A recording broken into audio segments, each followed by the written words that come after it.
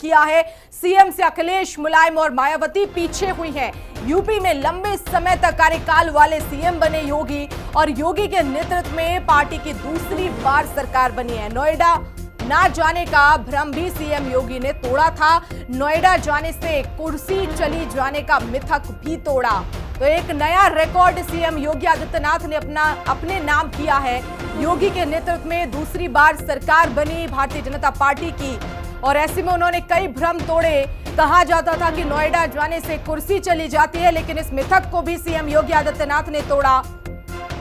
एक नया रिकॉर्ड अपने नाम किया। उन्होंने अखिलेश यादव, मायावती को पीछे छोड़ दिया। लगातार 7 साल 148 दिन तक सीएम बनने का रिकॉर्ड अपने नाम किया है। सबसे लंबे कार्यकाल का रिकॉर्ड उन्होंने अपने नाम किया।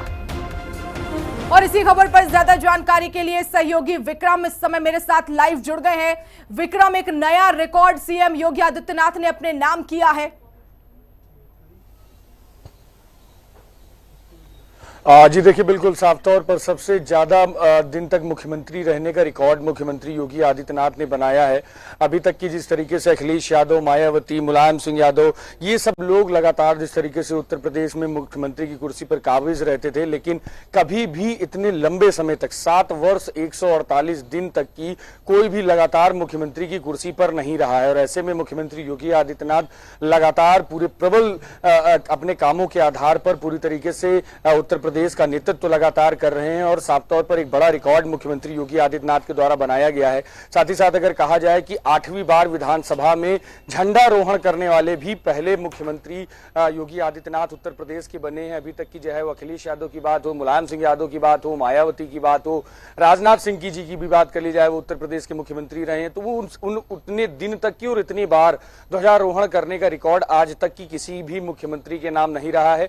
8वीं बार मुख्यमंत्री योगी आदित्यनाथ ने कल जब विधानसभा से ध्वजारोहण किया था तो एक रिकॉर्ड साफ तौर पर मुख्यमंत्री योगी आदित्यनाथ ने बनाया कि बड़े स्तर पर जो एक अपने कामों के आधार पर दोबारा वो मुख्यमंत्री बने और उसके बाद सबसे ज्यादा दिन तक मुख्यमंत्री की कुर्सी पर बैठने वाले मुख्यमंत्री योगी आदित्यनाथ हो गए हैं उत्तर प्रदेश में। और कई मिथक भी 7 साल और 148 दिन में मुख्यमंत्री योगी आदित्यनाथ ने तोड़े हैं, जिसमें चाहे वो अभी अब जिस तरीके से दर्शकों को बता रहे थे कि नोएडा जाने को लेकर जिस तरीके से बड़े स्तर पर मिथक था, साफ तौर पर यह था कि जब भी कोई नए ऑफिस में शिफ्ट होता है तो उसके बाद उसकी दूसरी बार कुर्सी चली जाती है, इसलिए एनेक्सी भवन में कभी भी कोई मुख्यमंत्री कार्यालय हटाए जाने की बात नहीं होती थी। लेकिन मुख्यमंत्री योगी आदित्यनाथ ने उस मिथक को तोड़ते हुए लोक भवन में ऑफिस को शिफ्ट किया। तो कई ऐसे मिथक हैं जिनको मुख्यमंत्री योगी आदित्यनाथ ने खत्म करते हुए एक बड़ा रिकॉर्ड साफ तौर पर उत्तर प्रदेश में बनाया है और 7 वर्ष 148 दिन का एक बड़ा रिकॉर्ड मुख्यमंत्री योगी आदित्यनाथ दूसरी तरफ विक्रम, एक नया रिकॉर्ड तो उन्होंने अपने नाम किया ही, लेकिन जिस तरह से सीएम योगी के कार्यकाल की तारीफ की जाती है,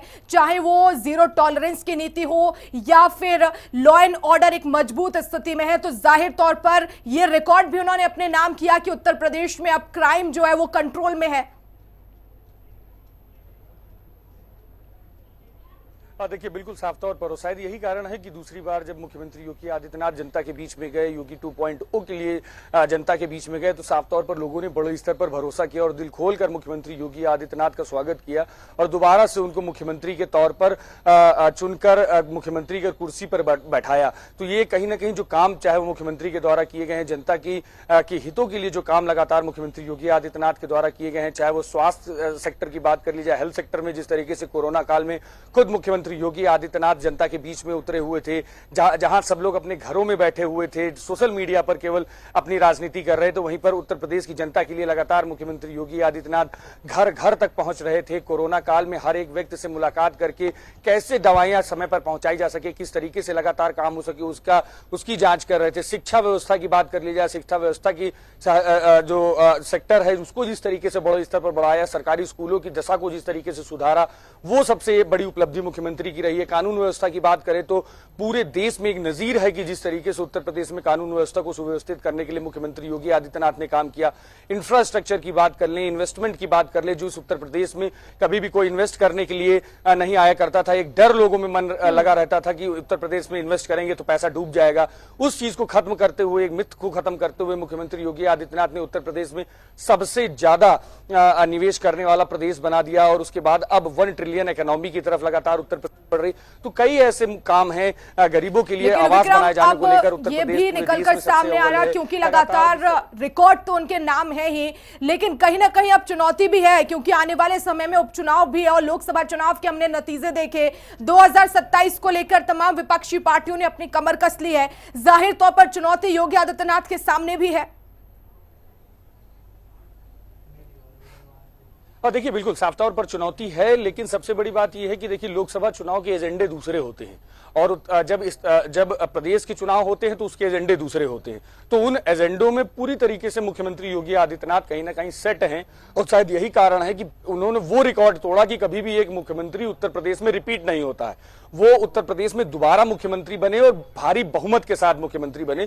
तो उत्तर प्रदेश के जो एजेंडे हैं, उत्तर प्रदेश की जो राजनीति है, उत्तर प्रदेश में जनता जो चाहती है वो मुख्यमंत्री योगी आदित्यनाथ के द्वारा पूरी तरीके से किया जा रहा है। लोकसभा चुनाव के आधार पर देखें तो भले ही उसमें कहीं ना कहीं आंकड़ों में कमी आई, भाजपा को हार का सामना करना पड़ा, कम सीटें भारतीय जनता पार्टी के पास आई, लेकिन उत्तर प्रदेश में जब प्रदेश की राजनीति की बात होती तो उसमें पूरी तरीके से भारतीय जनता पार्टी मजबूत है और कहीं ना कहीं भारतीय जनता पार्टी इस चीज के लिए आश्वस्त भी है कि उपचुनाव में एक अच्छा प्रदर्शन पूरी तरीके से भारतीय जनता पार्टी करेगी। मैं लौटूंगी आपके पास। बढ़ते आगे, एक बड़ी खबर मिल रही है जहां यूपी के